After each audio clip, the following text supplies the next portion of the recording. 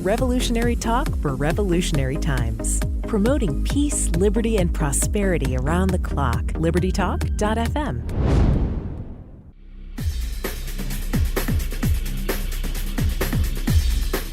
Welcome to Living the Solution with Dr. Elena George. Today I have one of my favorite people on. We're going to speak with Miss Lynne Taylor, also known as the Common Core Diva. And this is a part two, basically, of our last show that we did, because we had so much to discuss in our education system. And it seems like it's a never-ending battle where they just, it's like a whack-a-mole. You find out one thing, you try to take care of it, and they've got something else cooking. You know, last time it was about the schools being their health centers now. And the fall is coming and people really need to pay attention to what's going on in class. Because I understand in North Carolina, they passed a law, Lynn, that children can decide for themselves whether or not they want to get a vaccine without the permission of their parent, 12 and up. That's exactly right, Dr. Elena, and thank you so much. It's a joy to always be with you as well. But North Carolina is not the only state that has pulled this boneheaded move. And, you know, this flies in the face of everything that we're taught about parents being those guardians, especially of minors, because 12 years old, you aren't even a teenager yet. You have barely been able to even begin to understand what's coming down the pike with puberty. And here you're going to be able to decide something that could ruin your life. Mm-hmm. Indeed. And once it's in your system, it can't be removed. Right. And that's what people never really think about until it's too late. And there's very little. I mean, we're not going to go into the vaccine situation at all, right. But it's about informed consent. And I think that goes along with parents being able to know what's going on in their child's world, in the school situations, and have a say in it. You know, we're going to talk about, go ahead. I just was going to say, and you know, you're absolutely right. And here's one of the things that we've seen supposedly in the name of COVID is that, or COVID relief, we should say, is that a lot of parents have said, well, you know, I'm going to keep them at home. But what they're not understanding is just because you've kept them at home, if you haven't unenrolled them from the public system, you are still 100% responsible for reporting to the public school system, to kowtowing to the public system, for doing anything that aligns with them. So, you know, you've got to be careful about, even if you're at home, what is the school district or what is the school system saying about masks and vaccinations and things like that? Well, you know, Again, let's go over that, because I was always of the mindset, and you really educated me, Mm-hmm. that homeschool, you're free, and that you get to run your own show. And that's really not the case from what you just described. You're still beholden to the same standards and actually the same curriculum. Is that correct?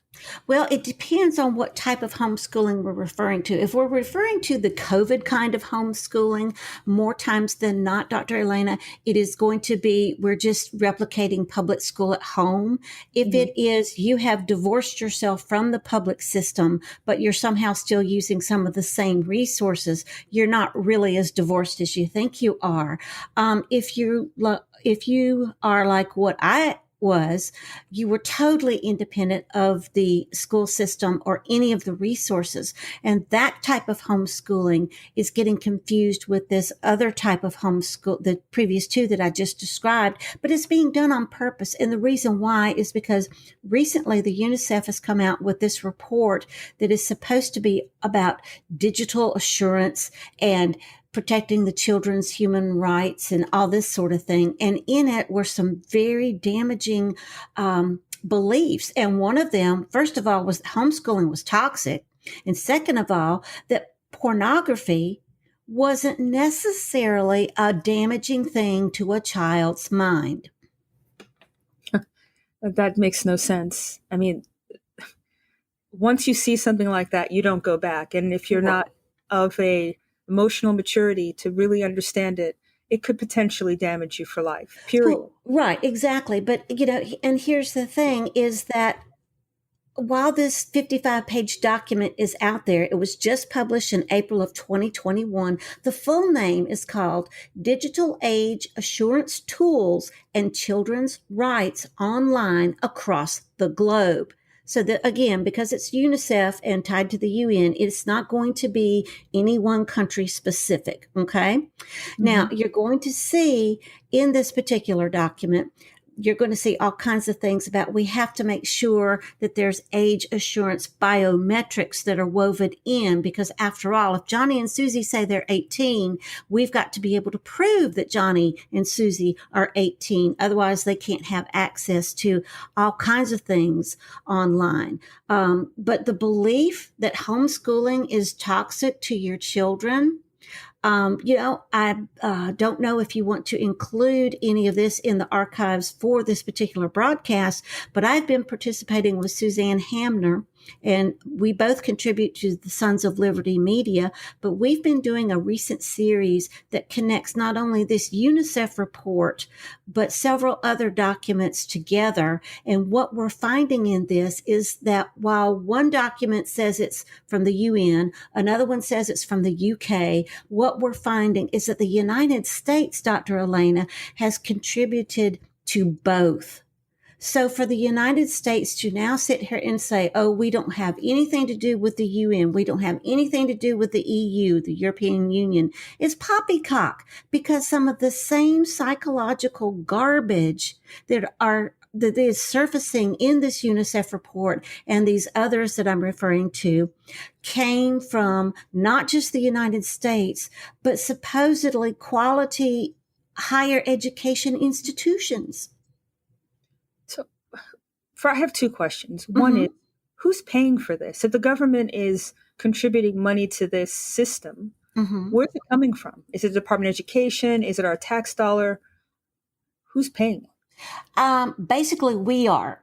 And we are as taxpayers. We are as people who have seen our money misused by the federal government in supporting things like UNICEF or supposed psychological research, which a lot of this is supposedly based on. We also have big pharma. We have big tech. We have big insurance. We have big business, because we've talked about this before. The social and emotional learning profit margin that all this also relates to, Dr. Elena, is expected by 2027 to be in the trillions of dollars. And so what better opportunity for all these big entities to scoop in and take advantage, not just our children, but our families. This is crazy. Who stands to gain? What is the purpose, in your opinion, of having children exposed to this? Well, first of all, saying that homeschool is toxic is absolutely wrong, because if you look at the true spirit of homeschooling, it is anything but toxic. But the reason why it's being called toxic by a group like UNICEF is because they can't control it. So all this stuff that we're seeing happen from the Every Student Succeeds Act forward was meant to do nothing but try to go after every educational choice outside of public schooling, including homeschool, to micromanage it. And this is what this UNICEF document does. Because again, while it says that homeschool might be toxic, it also goes on to tell you that we've got to use biometrics and algorithms, and we've got to make digital footprints, and we have to increase the blockchain, and we have to tokenize your child's existence. Now, let me ask you, as a doctor, any parent that walks through your practice, have you ever heard them say, Dr. Elena, I really want you to digitalize and digitally footprint my child. I want you to tokenize their existence, because the existence that God gave me through the blessing of this child is just not enough. Never. Right. And that's my point. So we are now being distilled down to, I can put tokens in the sense of you're just part of that machine, part of that whole. As an individual, as a God-fearing human, right, you don't exist. Right. And we're just means for them to use, assets. Right. Absolutely. We have to create more digital IDs. We have to increase the blockchain. And, the thing that people are not understanding about blockchain, they're thinking, oh, well, that just has to do with money. No. One of my dear friends out of Pennsylvania has devoted her blog to trying to break down just how horrible blockchain is, not only in education, Dr. Elena, but in healthcare. And I'm sure you can speak to that. Mm-hmm. Oh, absolutely. And actually, let's pick that up when we come back. Let's take our first break because it's a big topic to try to get around in a couple of seconds. You're living in the solution.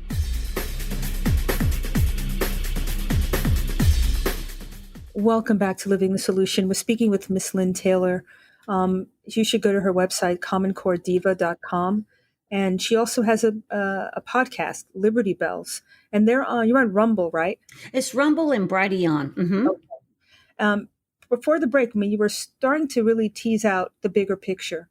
And right. It's about us becoming information portals, basically. Mm-hmm. Yeah, with the digital ID and the blockchain. Now, I was telling you before the break that I have a dear friend who's devoted her blog to trying to break down how toxic these blockchains are. So if you want to find out, her name is Allison, and she writes wrenchinthegears.com. That's her blog. She has many articles. She has many graphics and video presentations to try to help you understand. This is part of the fourth industrial revolution that seeks to make humans non-existent and put them digitally into a computer form, because we as humans are not near as precious as our digital counterpart, because in our human form, we don't make as much money for those who stand to profit as we do when we're on a blockchain.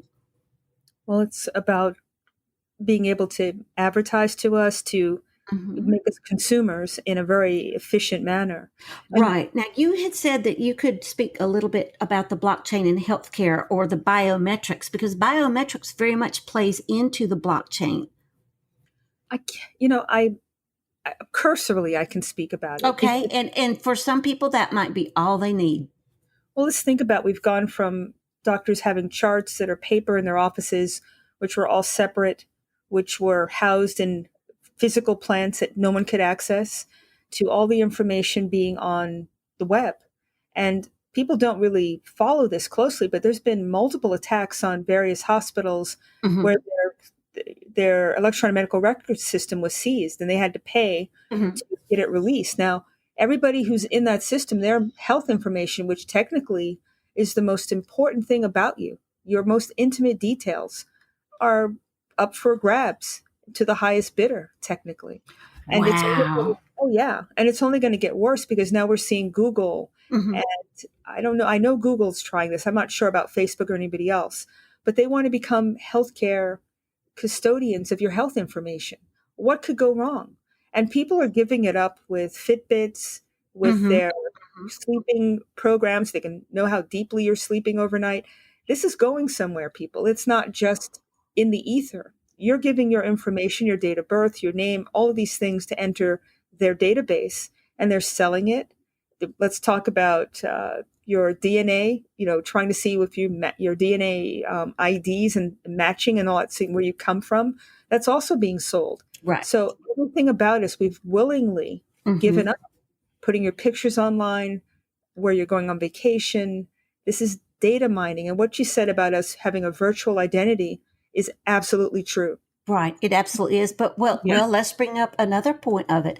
In the education aspect, biometrics have been used under the excuse of, well, we need to see if Johnny and Susie are really learning. So they have all these algorithms that are built into these computer programs. And as we know, especially under COVID, everybody's got to be online. So if these algorithms will check how many times you blink, or if you're nervous, or if you're answering questions too quickly, or if you're getting too many wrong, or all these kind of algorithms. Well, what this particular UNICEF report is bringing up, my dear, and the reason why we have to increase a digital footprint is not only so that we can verify a child's age, but so that we can understand that, oh yeah, guess what? Those algorithms could be skewed in not the child's favor. Well, duh. Of course, they're not going to be in the child's favor because it's manipulation. It's child abuse. And biometric tools have been showing up in classrooms.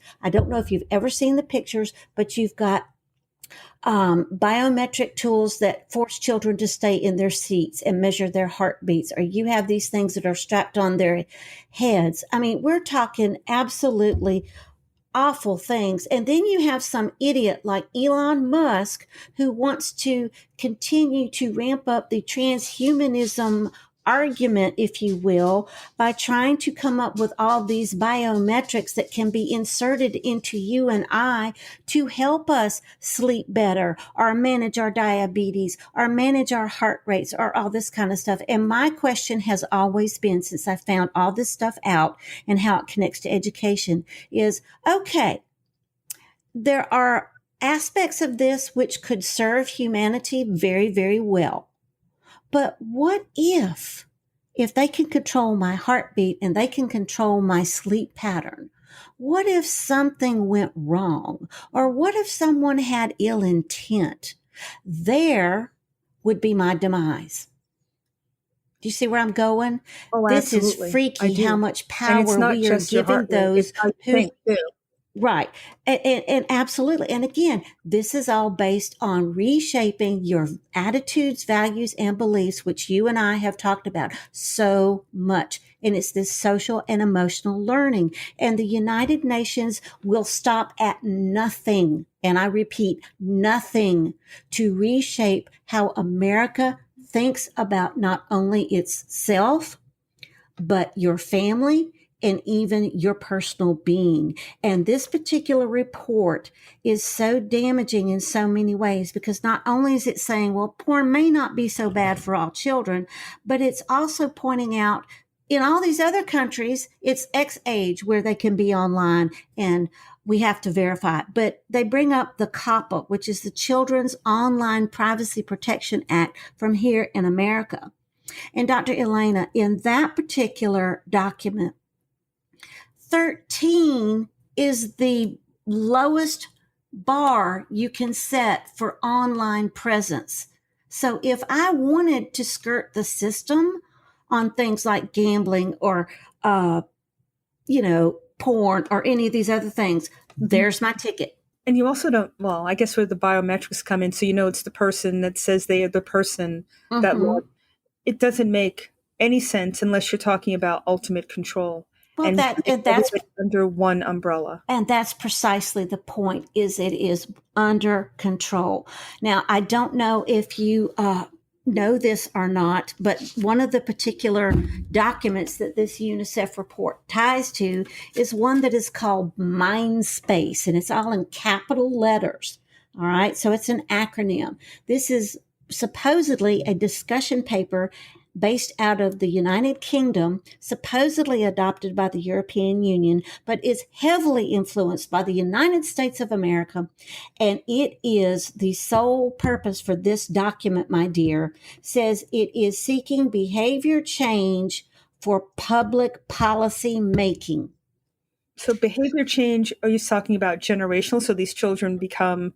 I'm talking across the board. Your generation, my generation, our younger children, the children not even born, they're wanting to use behavior economics, which ties into the social and emotional learning, which means we're going to use all this, supposed research and all these biometrics and all these other things. And we're going to leverage that against public policy to make you do what we want you to do. So in other words, the government is absolutely being forefront enough to go, chuck it. We're not going to hide this anymore. We're coming after you and we want to control you. And if it means that we manipulate your behavior, we will do it. So most parents obviously don't know this exists, but what's the method that we can do, or you can think of, to educate parents quickly? I mean, people are starting to get on board and looking at critical race theory and following what's going on with their child in the classrooms, but they don't know this is coming. Well, here's the thing. It's conversations like this that get the ball rolling. It's the research that Suzanne and I are doing over on the Liberty Bells that is exposing this, because what we're finding is that people from not just the United States, Dr. Elena, but from the United Kingdom are going, oh my gosh, we know exactly where this is coming from. And holy cow, we've got to get this to not only our schools, but we have to get this to our churches, because, in America, we have a lot of churches who are involved in education. We need to get this to our legislators as well, because, if they don't realize what is involved in this, because on the surface, as anything else that you and I have previously discussed, it's going to look like that nice, shiny apple, but underneath, it's going to be that rotten, worn out piece of fruit. Well, I know we're going to take a break in a couple minutes, but I want to get this question on the record before we take our break. Sure. How are the churches involved with education? Oh, well, a lot of them run faith-based education schools. Some of them participate in after-school programs. And here's what I have found through my research is that 9 times out of 10, these faith-based schools are under just as much duress to follow the federal dollar, because they've accepted the federal dollar. And when you accept the federal dollar, I don't care if you're a bona fide public school, private school, or homeschool, you have to dance to their tune. This is again a rhetorical question. How on earth did the churches get inundated with government money? It used to be tithing from your own parishioners. You're absolutely right. But when they started taking in funds for educating immigrants, when they started taking in funds for community services, when they started taking in all kinds of other funding streams for volunteerism or these other things, that's how it happened. So you've seen your church go from being the forefront that God said the church needed to be, which was to take care of the widows and the orphans and to take care of the community. You've now seen the government come in and undermine it to the point that we've got churches that are openly embracing the United Nations and all the sustainable development goals, which goes back to this critical race theory, which goes back to these biorhythms, which goes back to UNICEF, which ultimately lands at the social and emotional manipulation. Wow, they really did a number on society. This has been going on for a while. It was like watching drips of water. You didn't pay any attention until you're flooded. Right. On that note, let's take our second break. You're living in the solution. Welcome back to Living Solution. We're speaking with Miss Lynne Taylor, Common Core Diva, and the host of Liberty Bells. And, you tied together this huge system. It all goes back to the UN, it seems, and whether people are globalist in their mentality and their mindset, or they want to be free. And I have no problem with people loving their country. Right. Who on earth wants to go to Africa and Europe and everybody's the same way and all the Maoris are the same? It's boring. Everybody has something different. And they're really trying to sanitize everything worldwide. Right, because you have to keep people in conformity. You have to keep them controlled, because you cannot dare have someone like you and I who are free thinkers or nonconformists or who want to buck the system, because we will spell trouble for them. But I would a whole lot rather die a troublemaker than a kowtower any day. I absolutely would agree with that. And there's no joy in this system. Of these children, let me ask a question. Mm-hmm. What's the mindset of these kids? Depression is running rampant. Mm-hmm. Bipolar disorder is going crazed. Right. Besides all this gender dysphoria that's going on, ADD, all these other neurological and social issues, are those increasing in this type of system? Well, of course they are. If you look at the stats, if you're a stats person, and I will openly admit I am not a stats person, it doesn't impress me one bit, but I know there are people who are. you'll see that suicides are on the rise. You will see that dysfunction is on the rise. You will see that all kinds of horrible, depressing things are happening to our children. And we're seeing a lot of parents that suffer too. We're seeing people without children at home suffering. And it's this overall just kind of if you will, because I don't know how to articulate it, that has permeated our society, especially since COVID.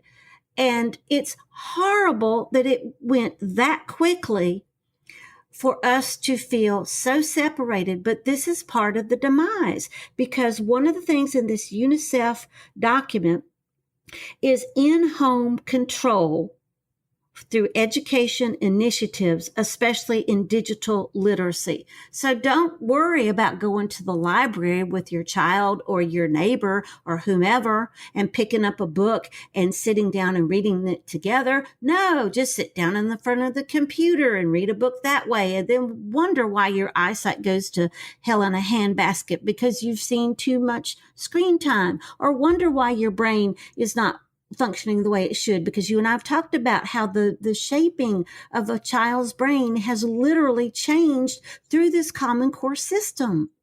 And not to be recoverable, perhaps, right? This Right. is about having the foundation in order to create the building blocks, the neural pathways that help you become a critical thinker, that help you not get depressed, that help you be able to work out problems and not give up. All sorts of things that make you a contributing member to society. There seems to be nothing more than talking about difference in color, skin tone. I saw one, it's teacher to teacher. Apparently teachers are able to sell curricula online. And this thing talked about, I mean, these were children. Right. Oh, I'm this color and why am I that color? Who cares? The children had no idea what color they are when they're in grade school. They could care less. This is true. And I will tell you, if you were to, as horrible as this sounds, if you were to take and prick someone's finger, I don't care how many skin colors you had in the room, you're not going to see white blood or brown blood or, Asian blood or any of these others. You're going to see what? You're going to see red, because we all bleed the same color. And God made it that way on purpose. He wanted us to remember we are a human race, not a skin color race. He also put out parameters for us to know when we were being taken advantage of. And for some reason, the brainwashing that has gone on has removed that. Because if you look at this UNICEF document, if you look at this other one that's connected from the United Kingdom, behavior management, behavior control is the number one target. And God did not put us on this earth to be mindless minions for the United Nations. He put us on this earth to glorify Him, to freely operate, to do what would bring Him glory and us joy. And this is what is totally devoid in this whole garbage. I couldn't have said it better. I mean, if you're educating people just to be sheep, not buck the system, not raise their head and ask a question, then by definition, you're producing a society that is compliant and easily manipulated and are just here to do your bidding as an asset would. Right. And please let me just pause here and say, I am not yelling. I am not upset.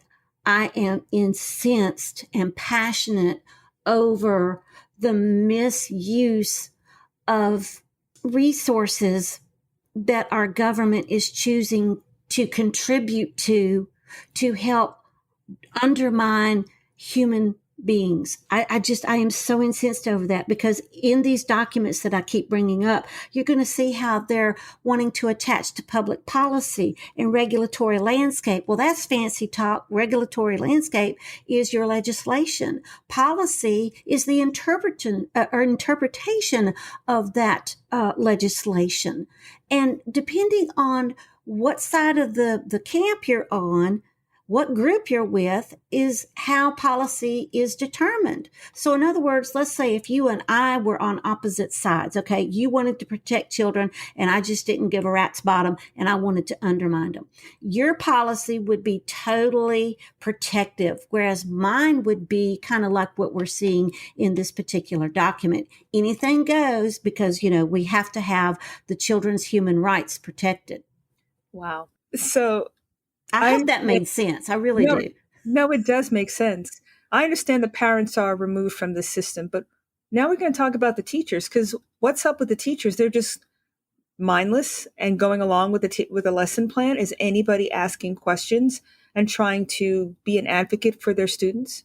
I think that number of those who are questioning is starting to grow, but here's my summation. I applaud them for standing up. And I know that we still have a little bit of time, but Dr. Elena, had they stood up sooner, we could have done so much more when so much of this other stuff was not in place. And let me try to clarify that a little bit, because I know I use stuff too many times.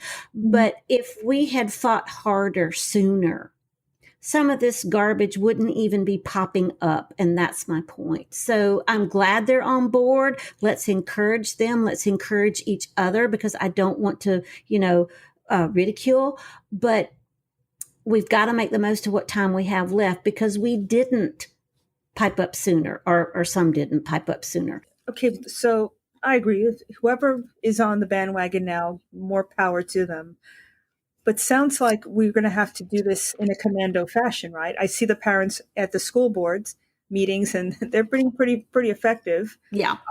And these are cowards. They like to do things in the dark. I don't care if it's healthcare related, if it's school education related, budget related, policy related. They don't want anything out in the open. They want to spring it on you after the fact, or completely lie about it, like they do legislation, and it's really doing the opposite of what it says it's the name of the legislation. So at this point,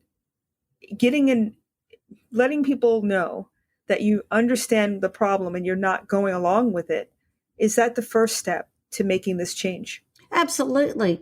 Demanding that you see what is going on in the classroom is absolutely a second step. Showing up at the meetings, being that troublemaker. You have to be willing to be a troublemaker. And I'm glad to see that people are really embracing that, Yeah. We need to understand that in UNICEF's eyes, which really doesn't have a whole lot of jurisdiction in the U.S., but it actually has more than a lot of people want to admit, is that, again, this is for children. This whole mess that I'm bringing up with this particular documentation is that it's focusing on children's rights as human rights. Okay. It was in America, and as far as I know, it hasn't changed yet, that a child's rights were not separated from the family rights. But here we have documentation that is proving to us that we're going to try to divide and separate. So again, you have another entity that's trying to divide parents from their children. Because if you can divide the parents from the children, then you breed that nanny state that we have seen so many times try to crop up through this takeover of education or healthcare or any of these other things. I mean, if you would have told me when I was a young mother that a doctor would sit there and put a note on on the door saying parents not allowed, I would have said, oh no, absolutely. I don't care what your sign says. I'm coming in. But we now have parents who are seeing this in doctors' offices. We're seeing this happen in education settings as well. Parents are forcibly told they cannot be in the same room. And I'm not going to apologize for wanting to be in the same room, because you know what? That child's a minor. And as a minor, that child is my business and my blessing. And it's my job to be the best protector that I possibly can. But when you have the government coming in and micromanaging families to the point of, well, we're going to come into your home, because they've done this through Every Student Succeeds Act, well, Johnny and Susie aren't doing well at school, or they're not doing good at the after school program, or they're not, participating in this, that, and the other. So we have to come in and we have to come to your home and find out what you're doing that's wrong. And then we're going to come in and we're going to fix it, because Johnny and Susie have to meet our outcome, not what they want to do. Wow, that's pretty crazy. I mean, when you think about it, Well, the fact that parents just cede their authority, that's kind of shocking, actually. well, think about Russia. Think about Nazi Germany. Think about all those countries, my dear, where this system has played out lock, stock, and barrel. And did you ever think that America would be as stupid as to help usher this in? No, but if you don't know your history, then you're doomed to repeat it. And there's been a lot of cleaning of the history lessons that we should be learning and spending time on creating it. Right. So that we'll all hate each other. Oh, let's take our break and then come back, because I want you to talk about that when you come back. You're living in the solution. Welcome back to Living the Solution. We're speaking with Miss Lynne Taylor. And before the break, we're talking about how history is repeating itself. And we have people talking about how Mao and, people who slaughtered billions of people worldwide are good. And that's what we should aspire to. How on earth? I mean, there's history. I mean, I know it's not all teachers, don't get me wrong.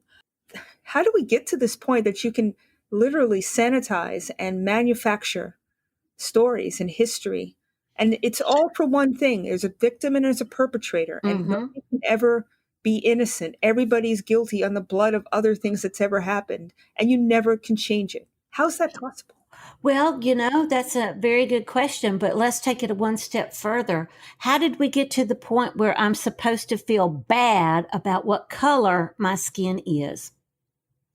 I can no more help what color my skin is than, the man in the moon. That was out of my control. What gender God made me was out of my control, but I happily accept what he gave me. Okay. Mm-hmm. And I work with it. But we've got a society that is so bent on kowtowing to culture and to the flavor of the month, if you will, than satisfying what true morals and ethics need to be in place. And this all ties into the changing of our history, because, you'll hear, oh, well, the victor's the one who writes the history. Not necessarily so. If you get out there and you look hard enough, you will find not only the victor's account of history or what is taught, but you can also find those who were oppressed, or those who lost, or those who were the unintended consequences. And Dr. Elena, let's not gloss over that, because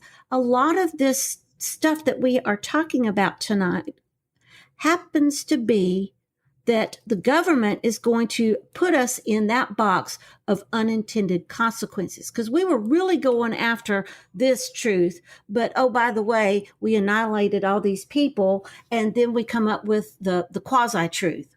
Does that make any sense? Yeah. Okay. Yeah.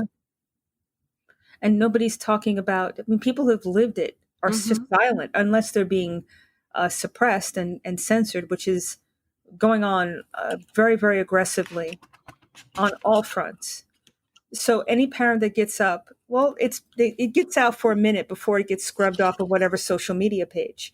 Absolutely. Yeah, absolutely. I wanted to bring up from this particular activity that the United States has been participating in through this MindSpace document.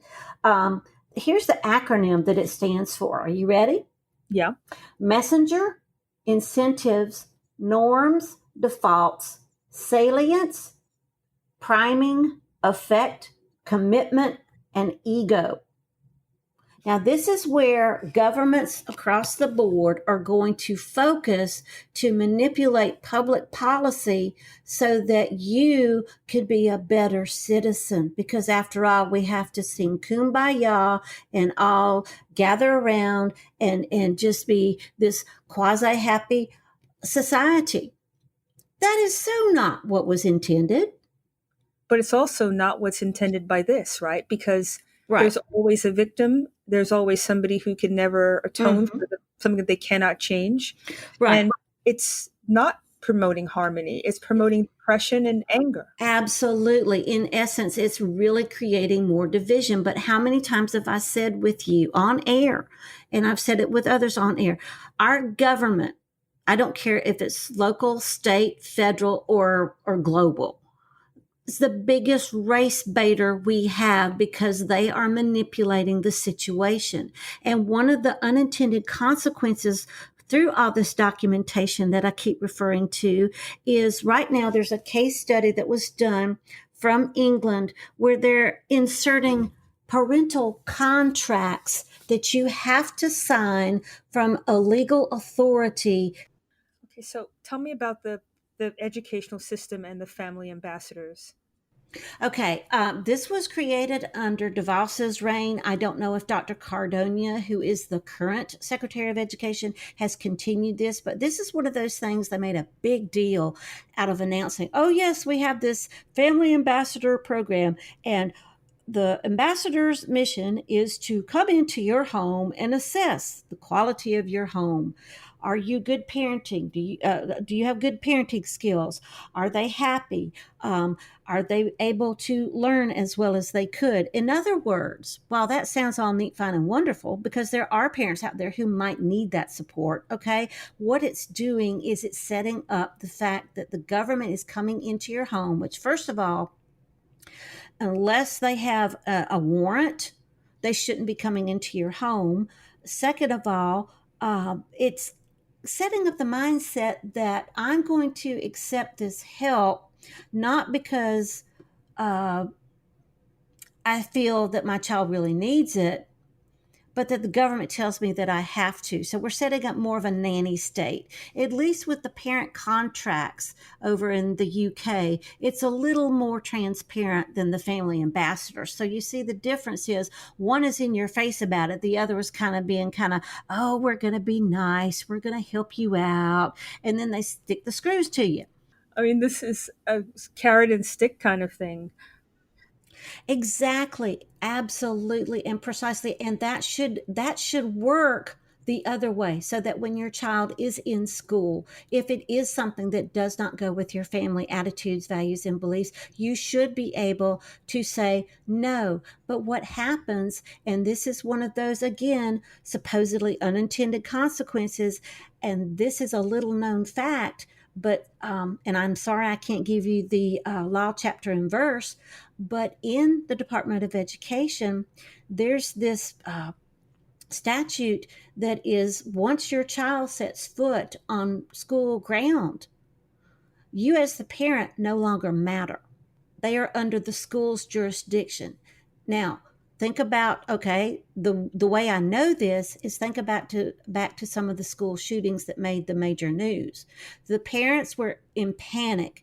They're trying to come to the school ground to get their children only to be told you can't have your child because we have them.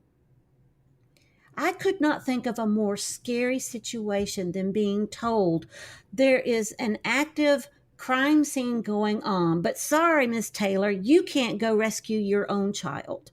But it does come down to you being able to control your own destiny. Whatever goes on in your home, you need to have ultimate power over and stop ceding, because once you give them the power, they don't give it back.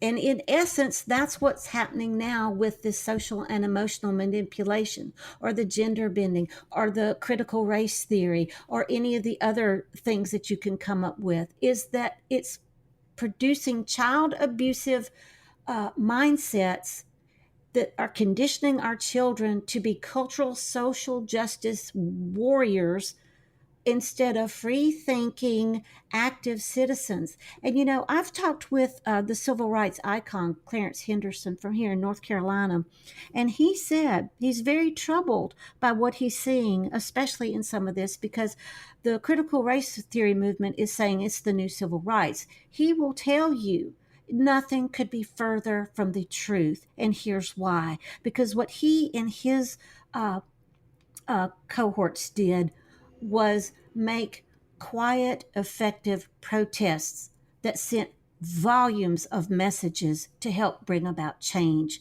Social justice warriors are militant, they're in your face, they're bullying you because, after all, you are wrong and they are the only one that's right. Now, here's the thing, when the truth is confronted with challenges, it doesn't puff up and just start getting defensive and rude.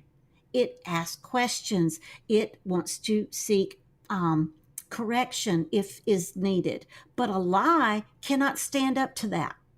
That's a great point. And I wonder, first of all, the social justice ends up going backward because I've seen separate graduations, separate dorms, separate tables for black and white. What is the point of this situation? It's to divide. Well, yeah, same with the vaccinated. You have vaccinated stadiums, you have unvaccinated stadiums, you have all this other kind of stuff. It's just bringing about more division, and you cannot, especially under the guise of the United Nations, how united can you possibly be if all you're doing is dividing? Well, I wonder in the minute and a half we left, is the next conversation, is the division really about parent versus child? This is all the preamble to have the ultimate, my parent is my enemy. They're not part of the, global warming. They're part of the problem. So, you turn on them. Is that the ultimate goal of all of this? Yeah, it's the nanny state. And, you think about back in the Nazi regime, sitting there going, the parents were only to breed and the government was to raise the child. Sounds like Brave New World, too, for that matter. Oh, yes, you've brought that book up several times. It's a great book because it really it's like a template for what's going on now. Oh, I wish it weren't so, because I would so rather see us be able to, especially with all the division that's gone on, to find true ways that bring us back together. Because, whether you really believe COVID existed or whether you didn't, or whether you got the vax or whether you didn't, we're still here. We still have work to do. We still need to help each other out, because I'm going to tell you, there's going to come a time when those who are so sick because of their choice, those who are left to care for them, don't need to have the luxury of going, well, you don't agree with me, so screw you. No, we don't have that luxury at all. No, we don't. That's not what Christ called us to do. He called us to be the ones who help take care of each other, regardless of our stance or our condition. I mean, you think about the Good Samaritan. Did he stop and ask, I'm sorry, did you get vaccinated? Or did you believe in this, that, and the other? No, he dropped everything to care for that wounded person. I think that's a lesson we all need to pay attention to learn, and I hope we never have to put that in practice. Well, I'm not so convinced, and I'm trying to get ready for that day, because I know that it may not go so well, because, again, depending on your choice, you might be the enemy or you may not. Well, on that note, we need to end it here. I'm hopeful, and God is in control. As long as we are stewards of what God put us on this earth to do and be, I think we'll win in the end. We absolutely will. Well, we know we're going to heaven, so that's what counts. And we win there. If you'd like to find out more about me, you can find my blog. It's www.commoncorediva.com. You can also find me on Breaking News Journal TV, which is available on Roku and Amazon. There are subscriptions available. You can find me on the Liberty Bells, on Brighteon and Rumble. You can find me as a regular contributor on Sons of Liberty. You can also find me as a frequent guest here on Dr. Elena's show. And I just love you to death, my dear. Love you too, and thank you for all you do, and thank you, everybody, for living in the solution.